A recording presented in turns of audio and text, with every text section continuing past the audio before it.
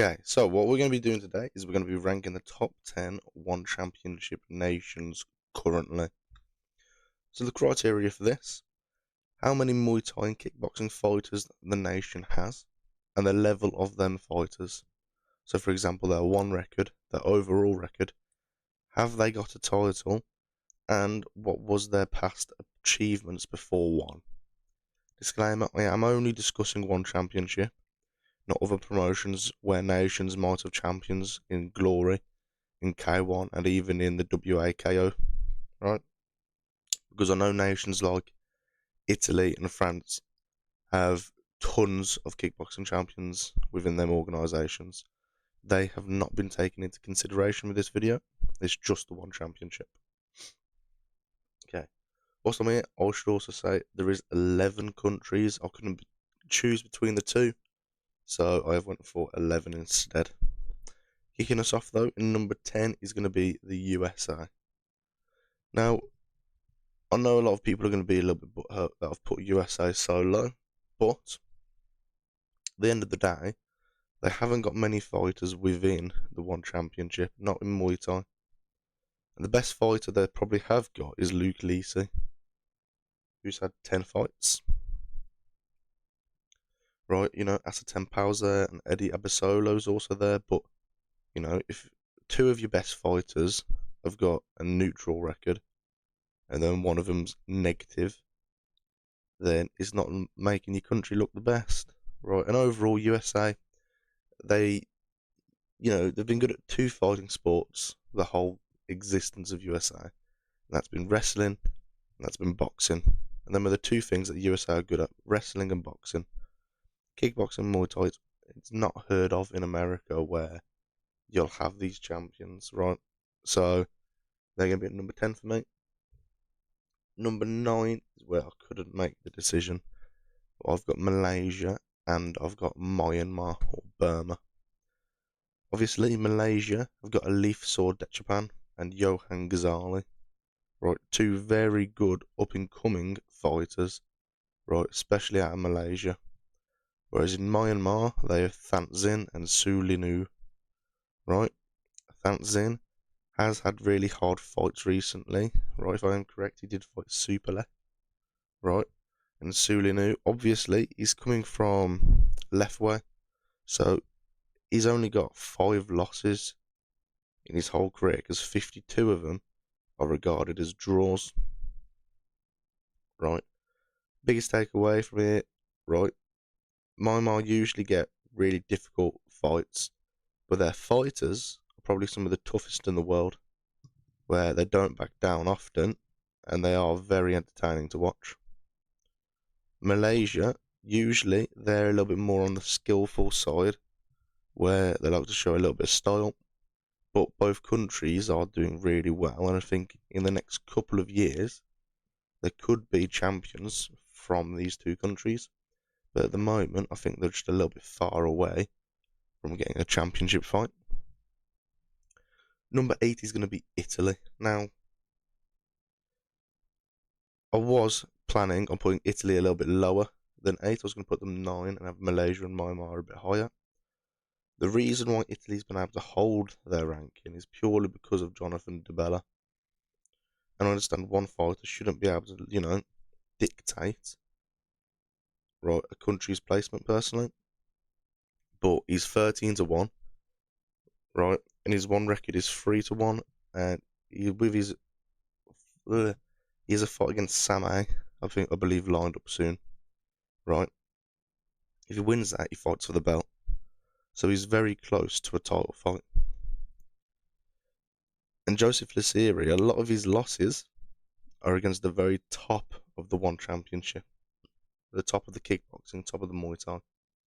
So that's the reason Italy currently is above Myanmar and Malaysia for me, purely because of the Jonathan Debella. Number 7, I have got Russia. This one was difficult. At one point in this time, I did have Russia at 5 during this list. They've got some good fighters. They've got Kiamram Nabati, Vladimir Kuzmin, Dmitry Kovtun, Alaverdi Ramazanov. Right, they've got good fighters. The best one is obviously the Kiamram Nabati, who I do think a couple more fights and he's in line for that title fight. I think Vladimir Kuzmin has done very, very well. Right. I mean, Alaverde was what, if I'm correct, a 12-time national champion. And Dmitry Kovtun obviously is fighting, if I'm correct, Sulinu this weekend in Fight Night 29. Number 6 is Algeria. Now, for me, I thought it was surprising, but they've actually got 3 very good contenders at the moment. Nabil Anani is obviously the interim Muay Thai champ at the moment after beating Nico Carrillo. Elias Mahmoudi is currently banned until June of 2025, right? And that's because he got caught doping. And then you've got Mohamed Younes Rabah, who is also only ever lost once and won, right? Once in his whole career. All 3 of them are very high contenders. Mahmoudi's ranked on 2 different rankings. Nabil being an interim champ. Mohamed Younes Rabah, probably a couple fights off of a title fight, right? But he's not that far away.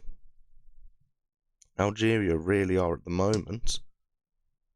They're really making that little push for a Muay Thai or kickboxing backing kind of thing in their country. I think Algeria, they are doing really well at the moment. Number 5, I have got France. Now, France really only have about 2 fighters currently. And that's Bampara Kiate and Alexis Nicolas. But, I mean, what 2 fighters are they? Their combined record is 50-3. Right. Bampara Kiate coming off of a massive victory. Right, probably the next in line against Tawan Chai. Alexis Nicolas, probably the next in line against Regan Erzl.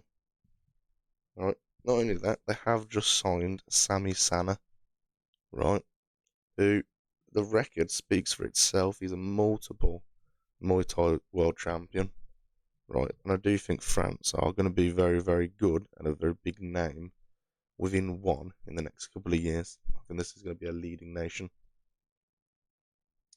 Number 4, I have got the mighty United Kingdom. Now, I'm not biased, if I'm being honest. I want to try to do this list to highlight that Europe has got a lot of potential currently. And in my head, I did have United Kingdom as the second best nation. Now, this is me being really strict, right? And I've put them down. Obviously, people are going to sit there and go, oh, Nico Carrillo's Scottish. It is with the UK. Some people, for some reason, are labelled English. Some people are labelled Scottish. Some are labelled from Great Britain or United Kingdom. Doesn't really make sense to me, but I'm just going to have everyone under United Kingdom to make it easier. Right, where to start? John Haggerty is obviously the current bantamweight kickboxing champion. Right, he has held 3 other belts whilst we've won. Nico Carrillo is obviously a title contender at the moment. Ellis Badir Barboza has just lost to Prajan Chai, but he's still up there in that division. Freddie Haggerty has also just lost to Jordan Estupinian, but again, he has a very good record. He could go for a harder fight, and he can try and get up in the rankings if he does a good comeback. But I do think the UK have got something going on at the moment where it is a good place for fighters to train, especially fighters from Europe. A lot of people fight out of the UK, but they just don't hold the flag because their family comes from a different country kind of thing. So it is annoying, but these are probably the 4 better fighters we have at the moment. So far, do you think there's any nations I've left out? Right, I'd love to know in the comments if you think your nation or another nation that you think is a good one, if I've left it out so far outside of the top 3. moving on to the top three, we've got the Netherlands. Now, this one is going to be a little bit more dodgy than the other ones. Regan Özil, I have put him as a Netherland fighter. Obviously, he fights at the flag of Suriname, but he has lived in Netherlands since the age of 4. He has trained within the Netherlands. I'm not going to sit here and go, Suriname has got amazing fighters, when the bloke was trained in the Netherlands. So, it's just one of them. I'm going to have him as a Netherlands fighter. Right, he's a Dutch fighter. Right, he is a 2-time champion. Obviously, 62-5, 11-1. You've got Niki Holsken, right, the natural. Overall record is 94-18-1. Or one record of 4-4. Obviously, he's had some tougher fights, right? But outside of one, he is known to be one of like the best kickboxers, right? He's a very high level kickboxer, right? And then obviously you've got Elias Anarchi, who is 5-0 within one, who had to relinquish one of his belts because he couldn't make the weight, right? But he is looking to get the belt back. So currently you've got one of the best kickboxers, right, or Muay Thai fighters in Niki Holsken, a 2-time champion in Regan Özil, and an ex-champion in Elias Anarchi, right? Obviously, the Dutch like to fight more in the WAKO, K1, and in Glory, right? But when they've come into the One Championship, they've also done very well. Now, the second nation, I'm hoping makes a little bit more sense here, is going to be Japan. There's a big reason for it, and I'm going to explain. Number one, Takeru Sagawa, right? Currently, he's going to be fighting Rodtang, right? Massive kickboxer, probably the best kickboxer, right, within Japan ever. The only 3-time weight division champion within the K1 organisation. From there, you've got Taiki Naito, right? Hiroki Akimoto, right? Masaki Nawiri, who again, if I'm correct, was a 2-time K1 champion, right? Kaito Ono and Ryusuke Kamagi, or Kamagai, right? 4 of these fighters are fighting on the Saitama 1172 card. Now, I understand One Championship did a big, massive Japanese push recently, so they can make this card happen with a lot of Japanese talent. And I think it's the correct move. Japan's always been linked with these different fighting styles, and Japanese kickboxing is a very good style of kickboxing. It's very fast, right? The boxing is very clean, right? There's big leg kicks. All of these fighters are top tier, right? So I do have Japan second. I think they have edged it over the Netherlands, even though the Netherlands have probably got the more decorated fighters within one. I do think these 6 are extremely impressive fighters in their own right, kind of thing. Number one, obviously, I'm not going to be around the bush. It's Thailand, right? There is no other nation in the world, right, that really makes kickboxers and Muay Thai fighters like Thailand. Now, all the other nations combined, right, do not have anywhere near the same amount of wins as these 8 on the page. These 8 on this page right now equal nearly 2,000 wins between them. 2,000 wins between 8 people. So there's an average of 250 wins each, right? If you're talking about one championship. Taiwan Chai is a 1-time champion who's defended it more times than anybody else.